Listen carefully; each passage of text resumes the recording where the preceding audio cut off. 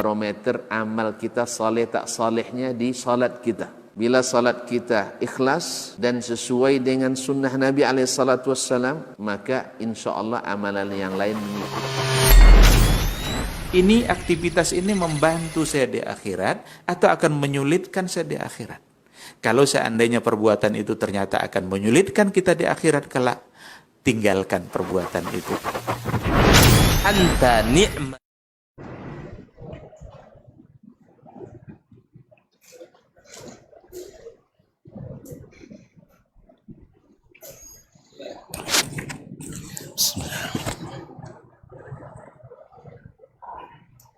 Assalamualaikum warahmatullahi wabarakatuh. Alhamdulillahi rabbil alamin, wal aqibatu lil muttaqin, wala udwana illa ala zalimin. Asyhadu an la ilaha illallah wahdahu la syarika lah, al-malikul haqqul mubin, wa asyhadu anna Muhammadan abduhu wa rasuluhu sayyidul awwalin wal akhirin,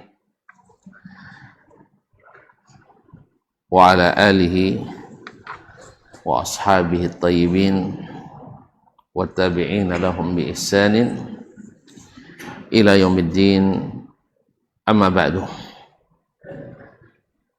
Fa'usi nafsi wa iyyakum ayyuhal muslimun wa ayyatuhal muslimat bittaqwallahi azza wa jal, rabbil ardi was samawat, fa innahu qad fazal muttaqun, ya ayyuhalladzina amanu taqullaha haqqa tuqatih wa la tamutunna illa wa antum muslimun.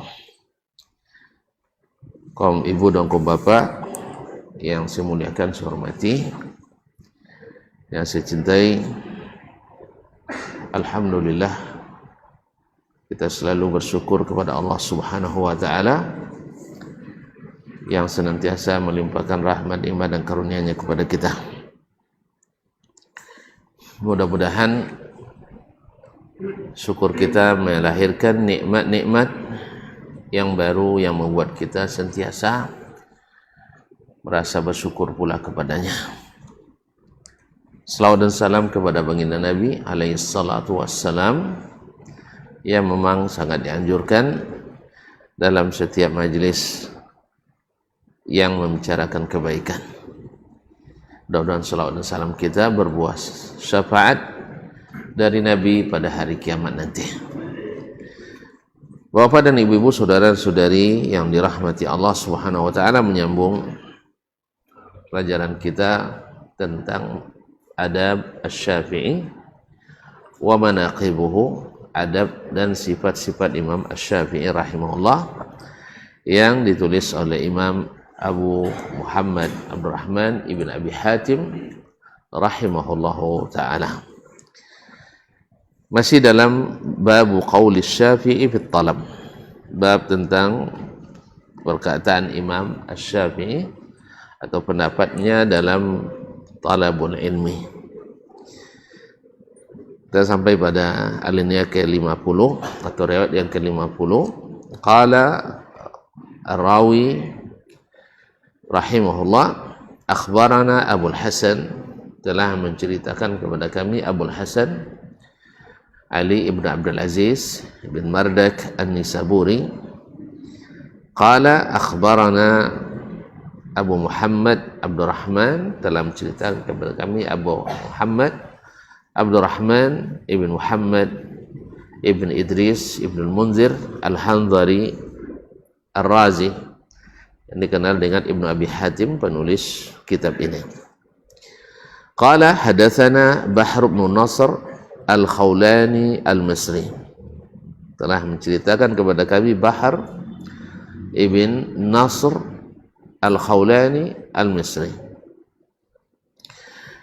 salah satu dari murid Imam Asy-Syafi'i rahimahullah ta'ala di Mesir. Qala qadima Asy-Syafi'i min al-Hijaz, Imam Asy-Syafi'i datang ke Mesir dari Hijaz. Hijaz adalah Makkah dan Madinah. Fabaqiya bi Misra 4 sinin. Lalu beliau menetap di Mesir setelah hijrah dari Hijaz. Ini untuk kali yang keduanya. Untuk kali yang keduanya, beliau 2 kali ke Mesir. 4 sinin, selama 4 tahun. Berarti dari tahun 200 Hijriyah. Wa wada'a hadhil kutuba fi 4 sinin thumma mat. Dan selama 4 tahun itulah dia menulis kitab-kitabnya ini. Kemudian beliau meninggal. Jadi maksudnya adalah kitab-kitab yang merupakan atau merepresentasikan pendapat beliau yang terakhir. Karena ada kitab-kitabnya semasa beliau di Baghdad, riwayat Al-Khurasaniyin, Al-Baghadidah darinya, disebut dengan Al-Qawlu Al-Qadim, yaitu pendapatnya yang dulu. Di Mesir ada sebagian atau banyak dari pendapatnya, ijtihad beliau yang atau fatwanya yang berubah. Fatwanya yang berubah dari yang ada di masa di Baghdad dulu.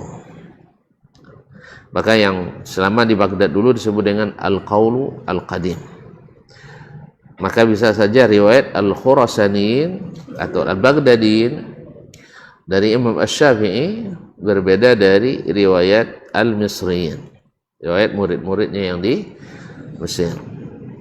Misal Ar-Rabi' bin Sulaiman Al-Muradi, Harmala ibn Yahya At-Tujibi, atau seperti Abu Ya'qub Al-Buwaiti dan lain-lainnya. Wa kana aqdama ma'ahu min al-Hijaz Kutub Ibn Uyainah. Bersamanya beliau membawa dari Hijaz kitab-kitab syekhnya Ibnu Uyainah, itu Sufyan ibn Uyainah Al-Hilali Abu Muhammad Al-Makki, wafat 198, yaitu imamnya Hijaz di bidang hadis dan fiqih pada masanya, menjadi tujuan para penuntut ilmu dari berbagai negeri Islam pada masa itu. Wa kharaja ila Yahya bin Hassan wa fakataba anhu. Kemudian beliau keluar menemui Yahya ibn Hassan, salah seorang ulama pula di masanya di Mesir, Al-Misri, fakataba anhu, dan beliau pun mencatat ilmu daripada Yahya ibn Hassan. Wa akhadha kutuban min Ashhab ibn Abdul Aziz. Kemudian beliau juga mengambil kitab-kitab dari Ashhab ibn Abdul Aziz, ya, yang dikenal dengan Al-Maliki. Ashhab ibn Abdul Aziz, murid Imam Malik rahmatullahi alaih. Dia juga mengambil kitab-kitab dari Ashhab bin Abdul Aziz. Fihi atharun wa kalamun min kalami Ashhab. Di dalamnya terdapat athar, riwayat-riwayat, wa kalamun min kalami Ashhab, dan juga pendapat dan fatwanya Imam Ashhab. Nanti kalau dalam kitab fikih akan kita temukan di antaranya wa bihi qala Ashhab, wa bihi qala fulan wa fulan. Maka yang dimaksud adalah Ashhab bin Abdul Aziz Al-Misri ini yang merupakan murid Imam Malik rahmatullahi alaihim jami'an. Wa kana yada'u al-kutuba baina yadayhi wa yusannifu al-kutub. Dan beliau mengarang kitab-kitab di baina yadayhi, di depan Ashhab, wa yusannif al-kutub, dan mengklasifikasikan kitab-kitabnya. Jadi dia menuliskan kitab-kitab, kemudian menulis kitab-kitab itu berdasarkan tema atau tematik. Jadi mentasnif, ini kitab hadis, ini kitab tafsir, ini kitab hukum, dan sebagainya, sampai kepada Al-Ansab. Fa idza irtafa'a lahu kitabun ja'ahu sadiqun lahu yuqalu Ibnu Harim fayaktub. Apabila irtafa'u lahu kitabun, diangkat atau terangkat dari baginya sebuah kitab, maksudnya selesai lalu disebarkan. Ja'ahu sadiqun lahu yuqalu lahu Ibnu Harim fayaktub. Datang kepadanya seorang temannya yang disebut dengan Ibnu Harim, itu Ibrahim ibn Muhammad ibn Harim, yang merupakan murid setianya Imam Asy-Syafi'i rahimahullah ta'ala, salah satu murid setia Imam Asy-Syafi'i rahimahullah. Fayaktub, lalu dia tuliskan kitab itu, ditulis ulang. Jadi Imam Syafi'i menulis musawadahnya, setelah selesai ditulis dan dicatat kembali oleh muridnya Ibnu Harim. Berarti dia menjadi kepercayaan Imam Asy-Syafi'i rahimahullah untuk mencatatkan, menuliskan kitabnya kembali. Wa yaqra'u alaihi al-Buwaiti. Kemudian yang jadi juru bacanya adalah Al-Buwaiti. Al-Buwaiti adalah Abu Ya'qub Yusuf ibn Yahya Al-Buwaiti Al-Misri Al-Faqih, salah satu dari murid terkenal Imam Asy-Syafi'i rahimahullah ta'ala yang menyebarkan ilmunya. Dan beliau sayang wafat di penjara gara-gara dipaksa untuk mengikuti pendapat ahli kalam tentang Al-Quranul Karim makhluk. Jadi masalah ini dari dulu sudah banyak memakan korban. Ya, sampai Imam Ahmad di penjara, dicambuk, disiksa, dipaksa untuk mengatakan Al-Quran adalah makhluk. Tapi bagi mereka itu adalah jihad mempertahankan itu, karena itu akidah bahwa Al-Quran itu adalah sifat Allah Subhanahu wa ta'ala, bukan makhluknya. Mereka Mu'tazilah dan yang sepaham dengan mereka dari ahli kalam ingin mengatakan Al-Quran itu makhluk supaya apa? Bisa dibandingkan dengan pendapat. Karena ini makhluk, ini juga makhluk. Maka mereka tidak segan-segan meninggalkan Al-Quran karena tidak sesuai dengan akal dan logika mereka. Bukan akalnya yang hebat, cuman akalnya sempit sehingga Al-Quran tak bisa masuk. Ya kalau sudah lapuan apa lo masuk nih? Karena ya lapuan dia sama-sama payah masuk. Tapi kalau yang lapang akalnya, tidak ada ayat, tidak ada hadis kecuali masuk akal. Makanya Imam Ibnu Khuzaimah katakan, bawa ke sini hadis yang menurut kalian tidak masuk akal, saya masukkan, bantu masukkan. Ya kita katakan juga bahwa sini ayat atau hadis yang katanya tak masuk akal, maknanya ayo kita sama-sama masukkan insyaallah taala. Karena akal itu banyak diisi oleh pemikiran orang di luar Islam. Di luar Islam seperti yang disebutkan oleh para ulama akidah, yang mana ilmu itu seperti kata Al-Baji, asalnya ilmu kalam dan ilmu mantiq itu dibangun di atas al-ilhad, di atas ateisme, di atas al-kufur, di atas kekufuran hukum asalnya. Lalu dijadikan sebagai dasar memahami akidah Islam. Akhirnya menolak ayat-ayat, menyingkirkan hadis-hadis dengan alasan tidaklah mutawatir lah. Kalau sudah mutawatir tidak sesuai dengan logika. Bukan tidak sesuai, logika antum itu logika yang sakit. Kalau logika yang sehat pasti sesuai. Seperti yang kita sedang kita bahas dalam masalah akidah kita. Walhamdulillah. Ya Pak ya? Ya Pak? Nah, sabui tanya kalau di hati batampek tanya. Kalau sabui kayaknya banyak non di hati non ndak batampek.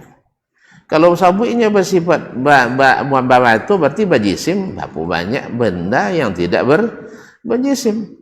Apa diposong tuh?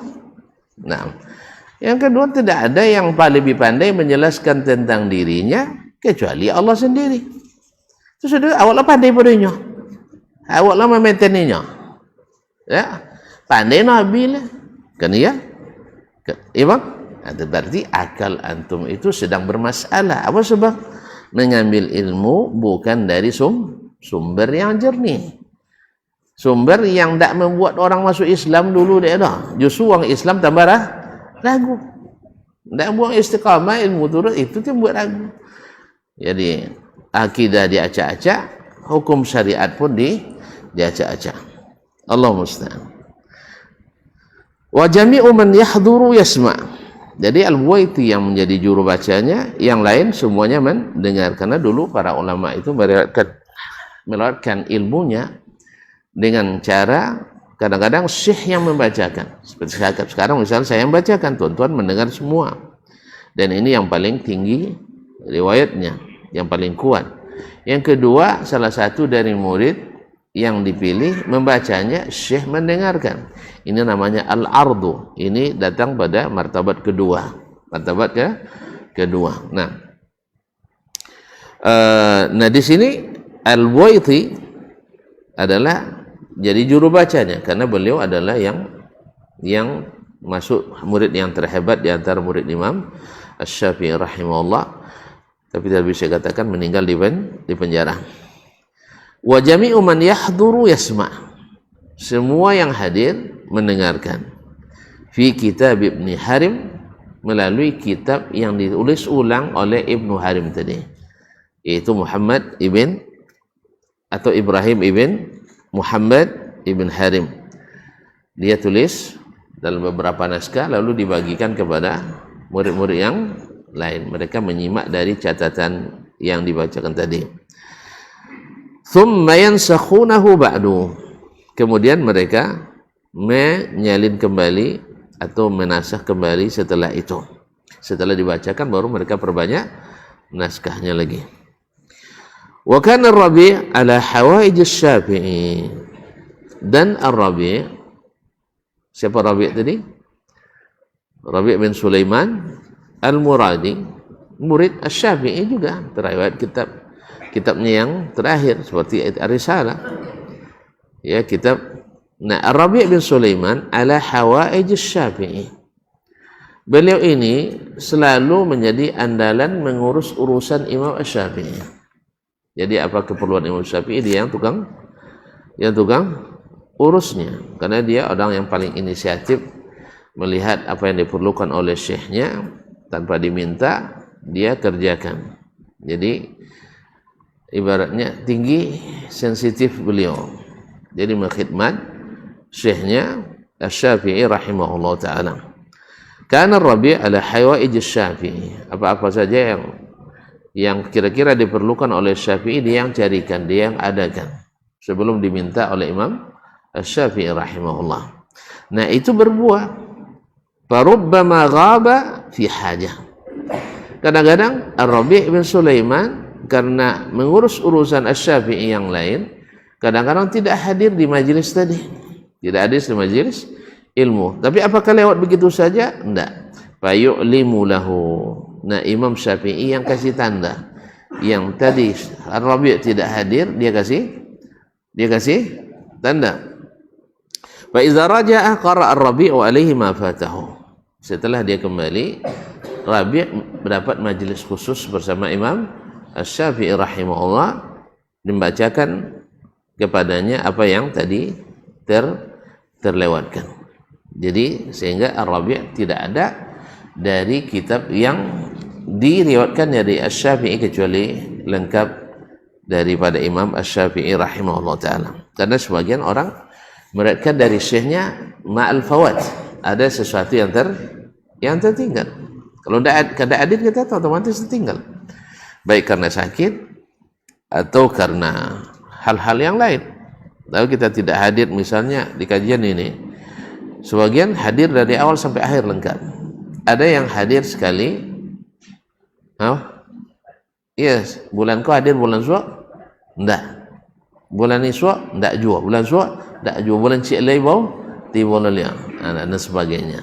Berarti banyak fawatnya. Andainya dia meriwayatkan misalnya kitab ini dikatakan ma'a fawatin atau ma'a fautin, ada sesuatu yang tercecer dan tertinggal. Tapi Ar-Rabi' bin Sulaiman karena dia mengurus urusan gurunya, maka gurunya pun mengurus urusannya.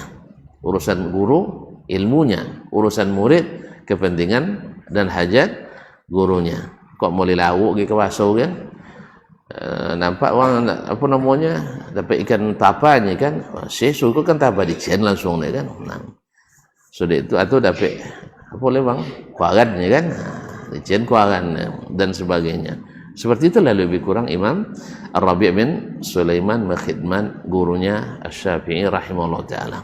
Maka bila disebut Rabi' pasti Syafi'i tersebut. Bila disebut Syafi'i, Rabi' tak bisa ditinggalkan. Qala rahimahullah, akhbarana Abul Hasan, berkata telah menceritakan kepada kami Abul Hasan Ali bin Abdul Aziz ibn Mardak. Qala akhbarana Abu Muhammad, telah menceritakan kepadaku atau kepada kami Abu Muhammad Abdurrahman ibn Abi Hatim. Qala hadatsani Abu Uthman Al-Khawarizmi, telah menceritakan kepadaku Abu Uthman Al-Khawarizmi nazilu Makkah, yang tinggal di Makkah, fi ma kataba ilayya, yaitu dalam kitab atau surat yang dituliskan kepadaku. Jadi ada di antara riwayat bil kitabah, yaitu mengambil riwayat dengan cara al-kitabah, yaitu seorang guru menuliskan kepada muridnya bahwa ini saya izinkan kamu meriwayatkannya dari saya. Ini riwayat saya dari si fulan dan si fulan. Bima kataba alayya, apa isinya? Qala akhbarana Muhammad ibn Rashiq. Di sini di naskahnya Muhammad ibn Rashiq. Al-Muhaqqim mengingatkan yang benar adalah Abu Muhammad Al-Hasan ibn Rashiq. Abu Muhammad Al-Hasan ibn Rashiq Al-Askari. Jadi bukan Muhammad tapi Abu Muhammad. Abu Muhammad Al-Hasan ibn Rashiq Naam Al-Askari. Taib qala hadatsana Muhammad ibn Al-Hasan Al-Balkhi, telah menceritakan kepadaku Muhammad ibn Al-Hasan Al-Balkhi. Muhammad ibn Al-Hasan Al-Balkhi distawsiq oleh Ibn Hibban dalam Al-Thiqat. Qala ra'aitu Rasulullah sallallahu alaihi wasallam fi an-naumi, saya bermimpi bertemu Rasulullah SAW. Nah, mimpi jago, mimpi lolok. Ini adanya mimpi jago ngigau kan. Nah, saya mimpi melihat Rasulullah Sallallahu Alaihi Wasallam. Dan siapa yang bermimpi melihat Rasulullah Sallallahu Alaihi Wasallam itu benar-benar melihatnya. Artinya melihat bentuknya. Karena syaitan tidak bisa menyerupai Rasulullah Sallallahu Alaihi Wasallam.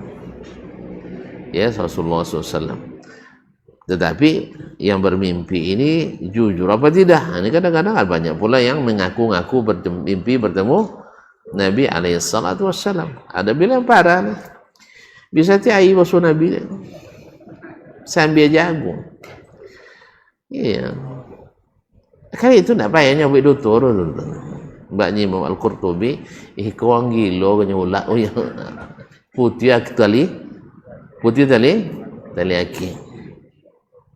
Itu Imam Al-Qurtubi menyebut makhbulun mukhtalun. Mukhtal putih tali aki, makhbulun bacaco.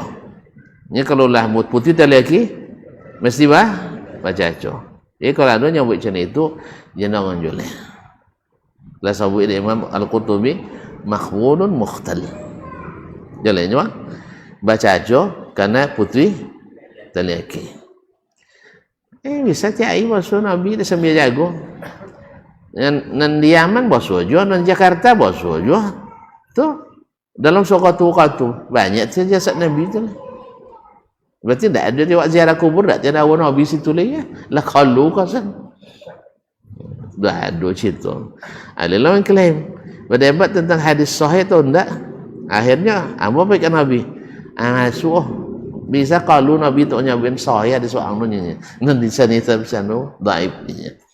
Ya sih. Awak tak tiba-tiba terus. Dia tak ngaku. Kalau ngaku lah tak kicu tuan-tuan. Iya. Nya sanang buat sahabat tak? Buat sahabat kan? Tunggu aku lah dan Habib sudah itu. Ini kabar banyak je nak ngaku-ngaku Habib. Ya, Habib non asli ada je, tapi nak ngaku-ngaku indah. Sekenek lah sabit nak di Jawa kan. Iya tak boleh orang Jawa tak sakit dah nak ngaku Habib. Apalagi kini musim Habib. Sekarang musim Habib. Asal Habib lah masuk surga lah. Tak ada jaminan Habib masuk surga. Apalagi cito bercaco tadi. Ada lagi kalau citonya bercaco. Nah. Kalau bercaco, nah. Sebab kan di zaman Nabi SAW ada Habib kan. Abu Lahab kan Habib juga kan. Iya. Nah. Kalau kau kenal lah, tidak kan masuk surga. Tapi kalau ikut Nabi SAW, kita ukur seperti apa dia mengikut datuknya, ya kita katakan, nam, kita cintai 2 kali lipat. Mencintainya karena Nabi SAW dan karena dia orang yang istiqamah di atas sunnah Nabi SAW. Tapi kalau tukang bacaco, tukang buat dongeng, tukang khurafat, kita kata mohon maaf, kami tidak mau disesatkan oleh Habib. Jelas? Dulu banyak juga Habib dulu memalingkan dari dakwah Nabi SAW. Allah musta'an. Kaum muslimin, kaum muslimat dirahmati Allah. Jadi saya bermimpi melihat Rasulullah SAW dalam finnaumi, waktu dalam tidur. Disebutkan dengan finnaumi, mu pilih qadana. Qultu ya Rasulullah, saya tanyakan ya Rasulullah sallallahu alaihi wasallam, ma taqulu fi qawli Malik wa ahli Iraq? Bagaimana menurutmu, bagaimana perkataanmu tentang qauli Malik, tentang pendapat Imam Malik? Imam Malik tentunya ya, Imam Malik wa ahli Iraq dan para ulama Irak. Qala laisa qawli illa qawli. Tidak ada perkataan kecuali perkataanku. Apa maksudnya? Apa maksudnya? Tidak ada perkataan saya lagi yang mesti diikuti kecuali yang sudah saya katakan dulu. Paham?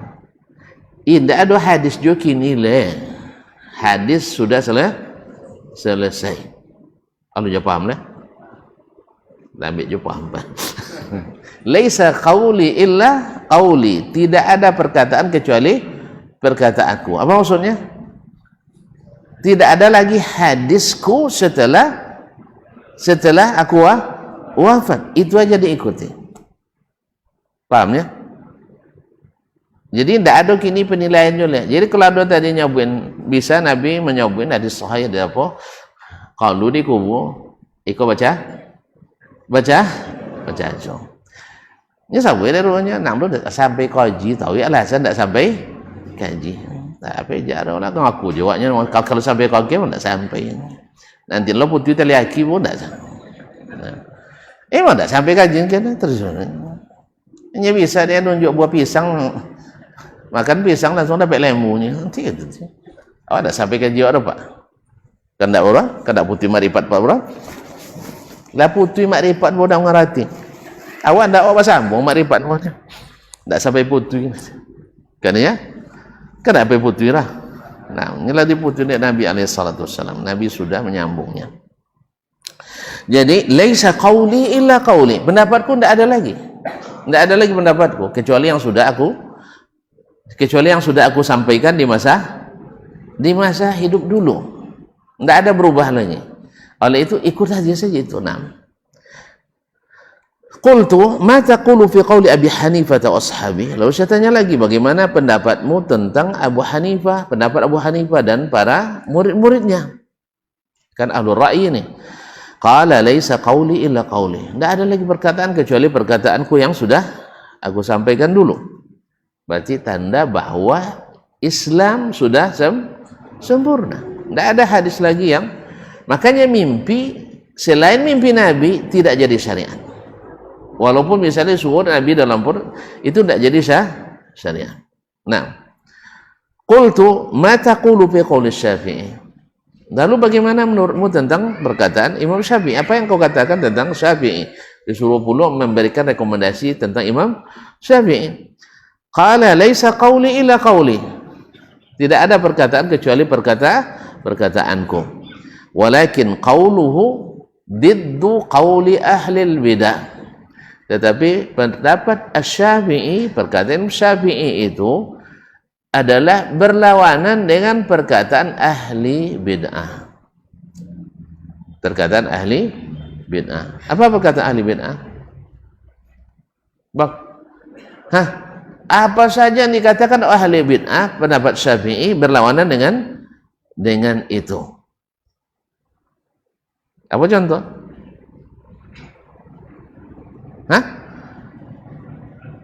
Iya, apa langsung esok Mi'raj.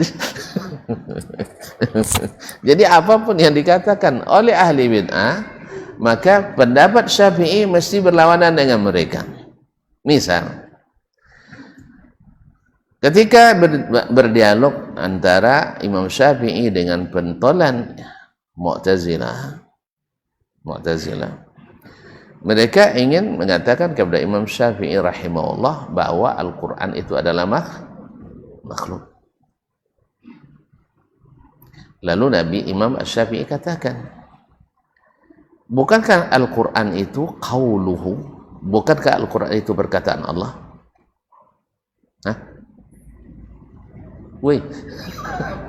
Iya. Taib.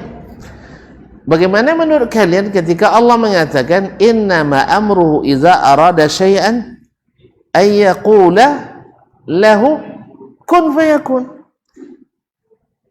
Apabila dia menghendaki mencipta sesuatu, dia mengucapkan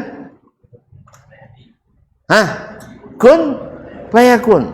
Nah, kalau Al-Quran makhluk, karena perkataan beliau makhluk, berarti perkataan kun fayakun juga makhluk. Bisa tidak makhluk mencipta makhluk? Tak paham. Iya, dia memang tekan terkicu ada orang nanya. Makhluk, ya, mencipta, bisa makhluk mencipta? Enggak. Berarti perkataan Allah makhluk atau sifatnya? Sifatnya. Maka qaulullah sifatun lahu, bukan makhluknya. Sebab makhluk tidak mencipta makhluk. Al-Quranul Karim adalah sifat Allah SWT, bukan makhluknya.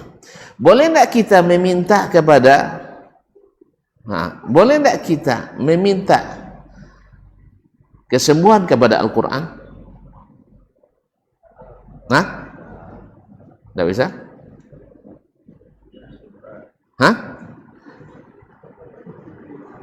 Meminta kesembuhan dengan Al-Quran tak bisa? Tak belajar, jangan lama belajar akidah, tak jauh tu. Istisfa bil Quran, tak bisa?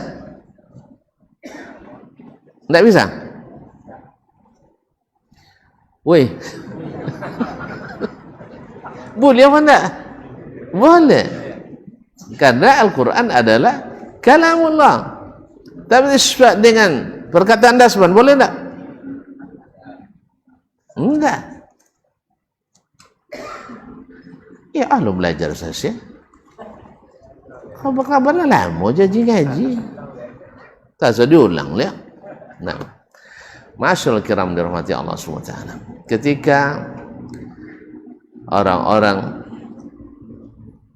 Mu'tazilah dan Ahlul Kalam seperti Hafs Al-Fard mengatakan kepada Imam Syafi'i rahimahullah, beragama ini tidak cukup dengan Al-Quran dan hadis saja ronconya.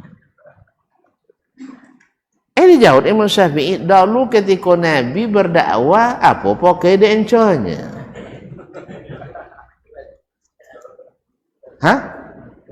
Pernah tidak Nabi SAW mensyaratkan ayat tentang sifat atau mensyaratkan syariat yang disyariatkan mesti sesuai dengan akal dan logika? Tidak ada. Tidak ada. Kalau tidak sesuai logika kalian, sawit nangayanya.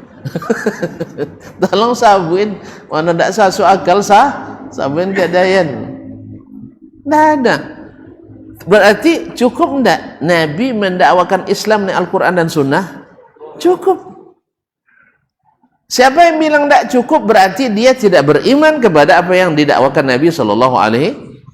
Berarti imannya bukan pada Al-Quran dan Sunnah, tapi pada pendapat si fulan dan si fulan. Jelas? Jelas? Jadi perkataan Syafi'i mesti berlawan dengan perkataan ahli bid'ah. Subhanallah. Bang, boy kaji malam mau ya? Hah? Jadi Imam Rasul tidak mengatakan sesuatu lagi. Artinya laisa qauli laisa illa qauli. Perkataan sudah selesai. Cuman Asy-Syafi'i ini menunjukkan kelebihan Imam Asy-Syafi'i rahimahullah, perkataan beliau bersih dari perkataan ahli bid'ah. Oleh sebab itu kalau ada ahli bid'ah nak ambo Imam Syafi'i bakawan, tuntut lope. Wih. Balope jo ahli bid'ah ambo Imam Syafi'i bakawan. Enggak. Iya, enggak. Karena sebagian mongku Imam Syafi'i kakian. Mosong Syafi'i itu inya mau jon sifat 20-nya. Ada. Enggak ada orang. Mosong Imam Syafi'i enggak percaya Allah di atas langit. Ada. Enggak. Sudah itu dapat riwayatnya, riwayat dhaif dunyanya. Nya saji entan tu riwayat dunya tu ya dhaif dah. Walaupun sebenarnya yang disebutkannya dhaif itu juga oleh ahli hadis, bukan ahli hadas, tidak menuduh Al-Hakkari itu sebagai pemalsu itu, enggak. Bahwa Imam Syafi'i mengatakan beberapa ayat tentang sifat Allah SWT, lalu dia amarraha kama ja'a, lalu dia akui seperti dalam ayat itu, lalu didhaifkan riwayatnya gara-gara Al-Hakkari. Itu bukan riwayatnya, bukan hanya dari Al-Hakkari, ada yang lain-lain selain Al-Hakkari. Tapi dia dapat cik situ masuknya, itu ini apa perlu tiris ya. Cuman tu dia nyangkui kau hanya nyangkui apanya kau orang nyanyi nyangkui putri nya ndak socik tu riwayat dah banyak riwayat. Yang kedua, ndak kan bahasa Imam Syafi'i mentakwil. Ya, ndak kan bahasa Imam Syafi'i mentakwil mosong non di hati itu adalah rahmat yang turun, adalah rahmat tawi sebetulnya. Ndak ada tiri Allah Ta'ala sekali juga. Tak pernah Imam Syafi'i mengatakan kalau nyo turun kosong aras. Itu pikiran tuan-tuan aja nyo. Tak ada pikiran Imam Syafi'i, tak pernah bayangkan itu. Imam Syafi'i adalah manhajnya sami'na wa amanna. Kami dengar lalu kami imani. Bukan mengimani hurufnya, mengimani maknanya. Ini sebagian mengatakan tak. As-salaf itu diakui dia makna apanya tapi tak tahu makna dia. Masya Allah. Al-Quran bicara kosong, tidak ada makna. Ini luar biasa melecehkan Al-Quranul Karim. Baik, kaum muslimin dan muslimat, kita dengarkan azan dulu. Kita harus sempurnakan riwayat ini insyaallah ta'ala.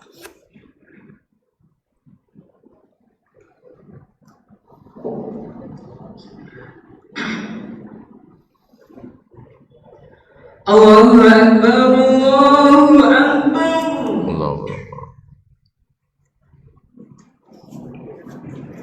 Allahu Akbar, Allahu Akbar.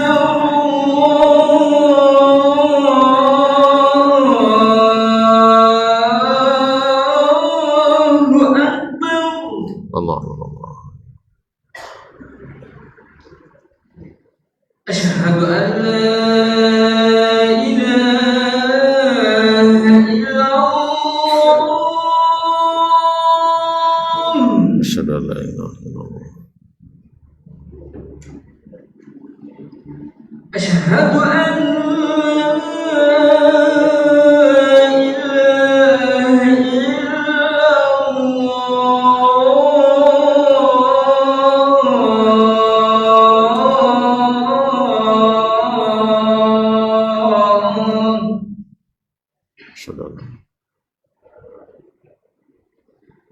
Asyhadu anna Muhammadar Rasulullah.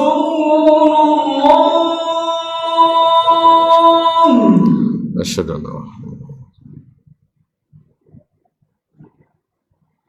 Asyhadu anna Muhammadar Rasulullah.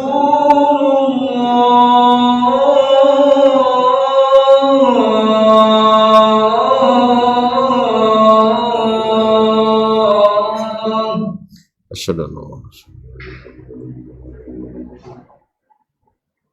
حي على الصلاة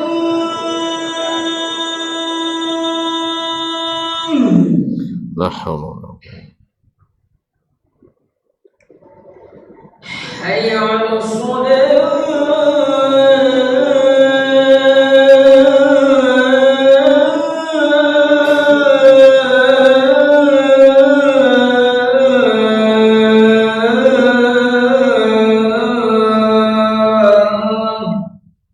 لا حول ولا قوة. حي على الفلاح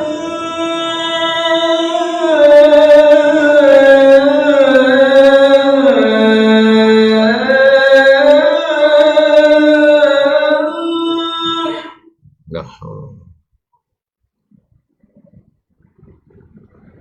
حي على الفلاح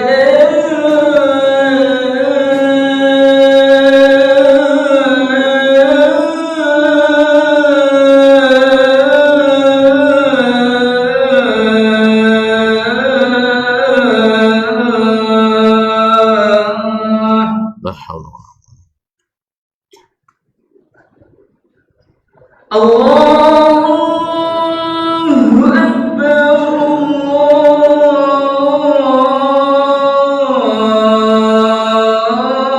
الله أكبر اللهم الله. لا إله إلا الله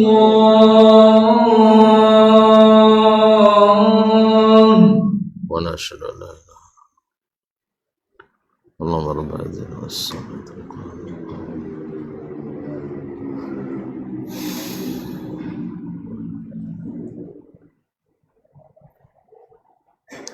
Baik, kaum muslimin, kaum muslimat dirahmati Allah SWT. Jadi riwayat tadi menunjukkan wallahu alam satu berita gembira bahwa Imam Asy-Syafi'i rahimahullah selamat dari perkataan ahli bid'ah. Jadi kalau ada orang yang nak melegitimasi bid'ah dengan Imam Syafi'i, kita katakan bahwa Imam Syafi'i adalah disebut dengan nasir sunnah, sebagai penegak dan pembela sunnah, bukan pembela bid'ah. Nah, baik bid'ah akidah maupun bid'ah dalam hal-hal yang sifatnya ibadah. Sebab kaum muslimin dan muslimat dirahmati Allah, karena memang ketika beliau berbicara tentang masalah bid'ah, ada ucapannya kalau bahasa awak ambang belobio nan dititi de uang. Makanya kadang-kadang kalau buat rumah jadi buat abang belobio. Nyo setu dek buat orang abang belobio. Kadang-kadang memang payah lah mencari janjang waktu itu. Kalau kini kan tak payah mencari janjang. Akhirnya tujuannya untuk apa dia buat orang abang belobio besok? Biar. Apa guna abang belobio besok? Acu abu tukang apa dia buat doa abang belobio? Oh, dia payah ngoyak kayu. Ya mungkin Imam Syafi'i rahimahullah ketika menyebutkan bicarakan tentang arti kalimat bid'ah, yang beliau maksudkan adalah bid'ah secara bahasa. Fa inna minal bid'ati ma hiya mahmudah, ada yang terpuji bid'ah itu, wa minha ma hiya mazmumah, ada bid'ah yang tercela secara bahasa. Sama dengan ketika Abu Bakar radhiyallahu taala anhu ketika menyebutkan melihat sahabat salat tarawih dengan satu jemaah di bulan Ramadan, melihat itu beliau katakan nikmatil bid'atu hadhihi, sebaik-baik bid'ah adalah ini. Kan abang balabio jurus ya, abang balabio yang dititi ada uang. Makanya Nabi ketika menceritakan hadis hadis tentang apa? Tentang hak Allah kepada hambanya dan hak hamba kepada Allah, yaitu siapa yang mengucapkan la ilaha illallah Muhammadur Rasulullah sadiqan min qalbi dakhalal jannah, tidak menyekutukan Allah pasti masuk surga.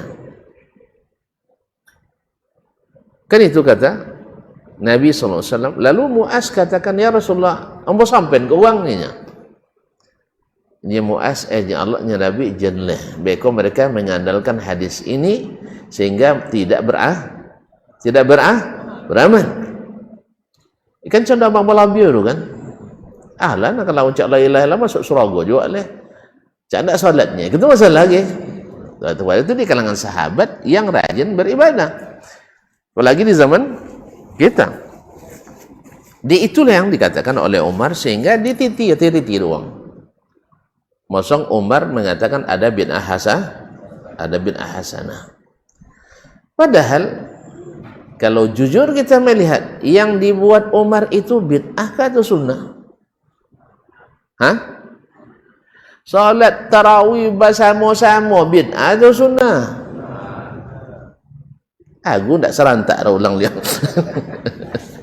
Bid'ah atau sunnah? Siapa nyebut sunnah?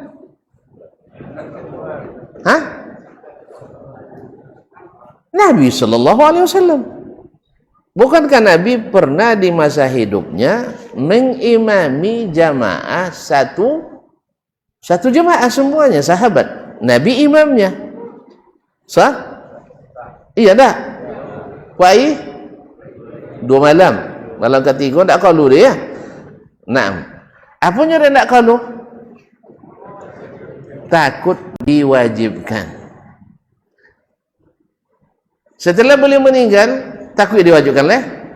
Tidak, sebab mewajibkan yang tidak wajib adalah bid'ah. Kena ya?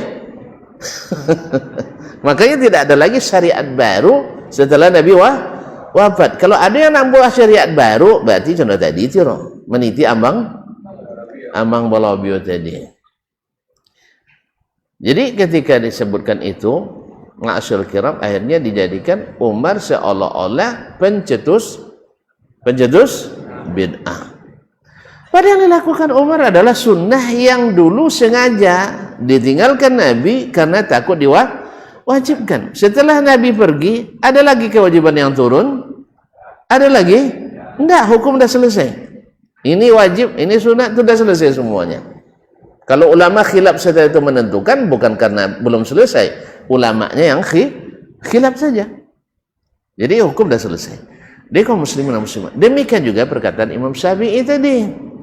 Sebab kalau kita lihat pendapat Imam Syafi'i dalam fatwa-fatwanya dengan pendapat yang mengatakan Imam Syafi'i membolehkan bid'ah hasanah, akan terjadi pertentangan. Imam Syafi'i bilang masalahnya bid'ah dalalah, pengikutnya mengatakan bid'ah hasanah. Apa contoh? Kalau bikin contoh tersinggung, abang salah tu salah. Janji tak tersinggung. Contohnya, berkumpul-kumpul di rumah orang mati, meniguai menuju akhir. Apa ni Imam Syafi'i? Apa ni Imam Syafi'i? Bid'ah mungkara. Jalannya, beliau haramkan makan itu. Kalau buat tu pendapat Syafi'i lah banyak. Kita makan kat minum haram dulu. Dapat je itu kaji dapat dulu. Kaji dapat dulu. Malam penyisihan tak banyak orang. Pas semifinal dah mulai banyak. Empat yang banyak malam final. Itu memang istilah ada kami buat. Nyadain kapten ke? Ada dan kapten ada lain kan. Tapi kalau tak ada senior, nanti awak diseniorkan lagi kan, awak kapten. Makanya pandai baca doanya panjang dulu. Pandainya boleh tak? Apalagi kini tambah banyak apalah. Jadi kaum muslimin dan muslimat dirahmati Allah. Jadi pendapat Imam Syafi'i rahimahullah bertolak belakang dengan perkataan para pengikut yang mengambil dari Imam Syafi'i bahwa bid'ah ada bid'ah hasanah. Demikian juga Imam Nawawi misalnya yang membagi bid'ah kepada hasanah juga. Banyak dari apa yang difatwakan oleh beliau sebagai bid'ah mungkarah, tapi bagi kita disebut bid'ah hasanah. Diambang balabia. Umar tadi dibuat lambang balabia, nikmatil bid'atu hazihi. Padahal maksud Umar adalah bid'ah menurut bahasa juga. Karena tidak mungkin ditafsirkan kecuali dengan bahasa. Apa sebab? Sebab yang dilakukan Umar itu adalah sunnah Nabi yang dulu terhenti karena sebab, dan ketika sebab itu hilang dikembalikan oleh Umar radhiyallahu anhu. Di mana datang bid'ah hasanah? Oleh sebab itu maka tetap kita dengan perkataan Nabi, qauli laisa qauli illa qauli. Tidak ada lagi pendapatku kecuali yang dulu sudah saya sampaikan, bahwa kullu bid'atin dhalalah. Nah, bagaimanapun orang pakarnya di bidang bid'ah nanti, maka perkataan Nabi tetap lebih tinggi daripada kepakaran ahli bid'ah. Jelas ya?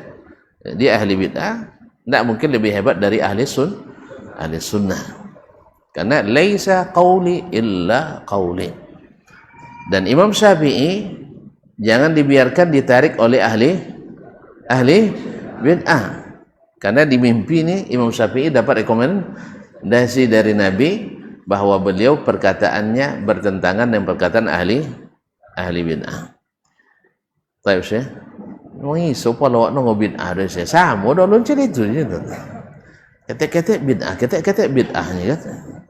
Nah, kawasan ni ya memang berbahaya. Daripada wak sio-sio lebih baik dijualin kini. Pada isu apa bantah pak? Ustaz lah tahun tu balape je nya. Ustaz lah tahun tu balape. Nah, dek takut nonton. Kalau udah baca masalah itu banyak lah tu ustaz namanya menyerang dendo. Apa ustaz dek takut? Sama godangnya. Kan ya? Sama godangnya. Nah, inyo ndak takut menjajakan bid'ah. Masa awak takut menentang bid'ah? Kena wangi je dan saya. Oleh sebab itu terpaksa dia bertulang-tulang. Karena tak takut lah, dia terangkut, dia bertulang. Akhirnya terpaksa je mesti je disampaikan. Nah, ada hubungan antara Mu'tazilah dengan Asy'ariyah? Antara Mu'tazilah dengan dengan Asy'ariyah. Ya, ambo nak nyawi. Apakah ada kesamaan? Sama.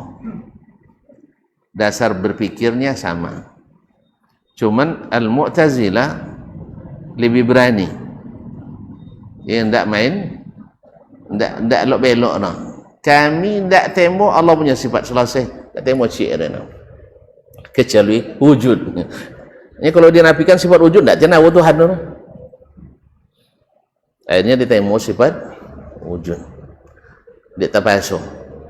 Yang lain tidak sama sekali. Apa sebab? Menurut lotak mereka, akal mereka karena jarang baca Quran atau baca tapi tak memahami, tak masuk karena penuh dengan pemikiran lain, akhirnya Al-Quran itu seolah-olah tidak ada gunanya diturunkan karena bahasanya tidak bahasa yang jelas. Nah, Ahlul Kalam mengikuti Mu'tazilah dari sisi dasar berpikirnya, tapi menerima sebagian sifat dan menolak sebagian yang lain, padahal kekuatan dalilnya sama. Berarti kembali lagi ke logika, sehingga sebagian sifat diakui, sebagian tidak, padahal dalilnya sama kuatnya, Al-Quran dan Sunnah juga. Kalau alasan mutawatir nak mutawatir, dalam Al-Quran, tapi mereka ingkari.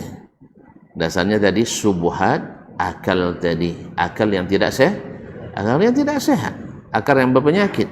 Kalau akal sehat tak ada yang bisa menolak. Kalau antum katakan kalau dia punya sifat ini mesti berjisim, kita katakan berapa banyak makhluk yang punya sifat tapi tidak bertubuh, tidak berjisim.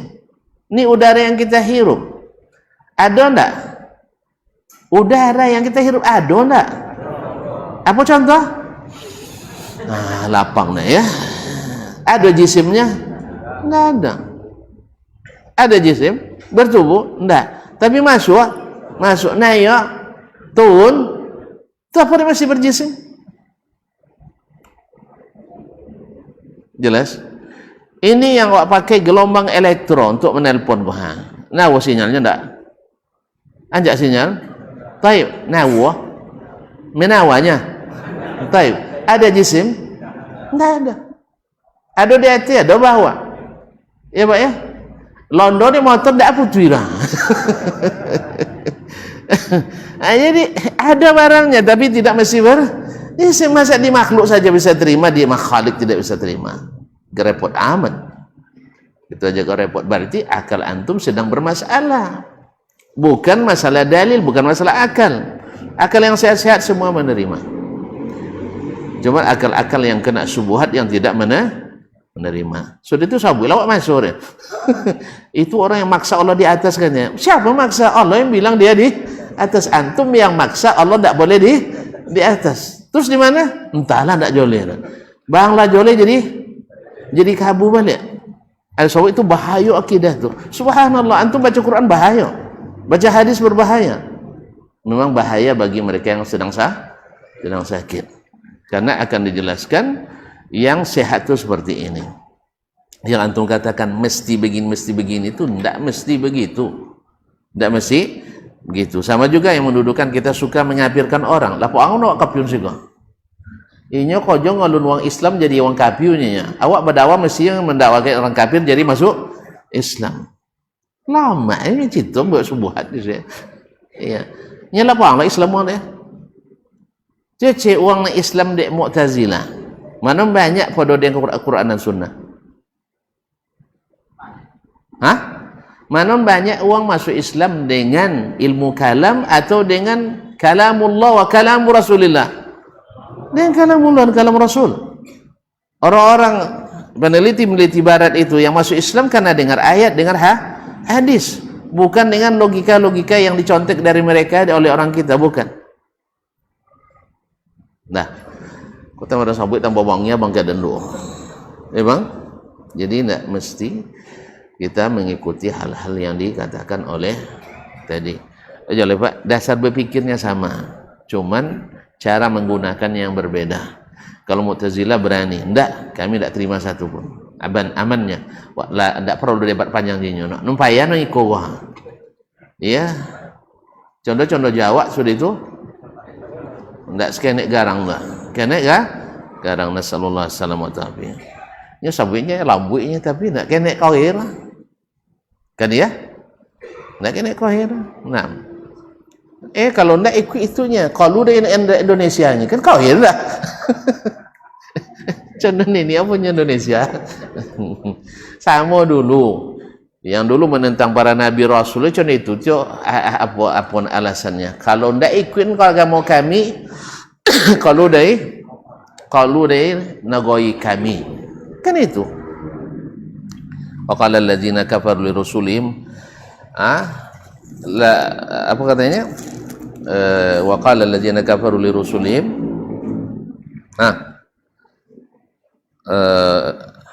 subhanallah.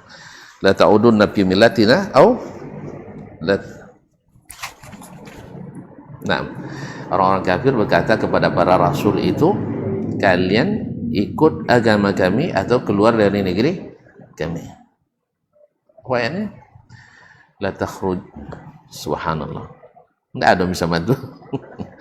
Wa qala alladziina kafaru li rusulihim lanukhrijannakum aw la ta'udun lanukhrijannakum min ardina aw la ta'udunna fi millatina.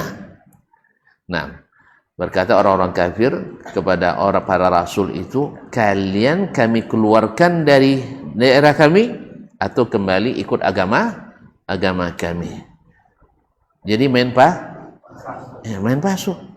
Kalau kita tidak mesti ada yang keluar dari negeri ini. Tapi dengarkan apa yang disampaikan Allah dan Rasul melalui ayat-ayat dan hadis yang disampaikan oleh para ulama-ulama yang bersih akidah dan manhajnya. bukan melalui orang-orang yang tidak dihitung ulama dulu oleh ulama ahli sunnah. Kan saya sudah sebutkan di kitab Tarikh Baghdad, ya, dari 7.700 lebih ulama, dari 1.000 payen C5 masuk ahli kalam di dalam barisan ulama. Tidak dianggap ulama dulu mereka. Mereka dianggap sebagai ahlul kalam. Yang ulama itu adalah qala Allah wa qala Rasulullah sallallahu alaihi wasallam. Makanya tidak masuk di dalam kitab itu. Nah, ya Syekh, alarum. Kita cukupkan sampai di sini. Wabillahi taufiq wal hidayah. Wallahu taala alam wa sallallahu ala nabiyyina Muhammad wasallam. Wa subhanakallah bihamdik asyhadu an la ilaha illa anta astaghfiruka wa atubu ilaik. Wassalamualaikum warahmatullahi wabarakatuh. Barometer amal kita saleh tak salehnya di salat kita. Bila salat kita ikhlas dan sesuai dengan sunnah Nabi SAW, maka insya Allah amalan yang lain mengikuti. Ini aktivitas ini membantu saya di akhirat atau akan menyulitkan saya di akhirat? Kalau seandainya perbuatan itu ternyata akan menyulitkan kita di akhirat kelak, tinggalkan perbuatan itu. Anta ni'mal jund. Kamu adalah sebaik-baik prajurit. Coba lihat. Kamu adalah sebaik-baik prajurit. Maka tujuannya adalah menghancurkan kehidupan rumah tangga.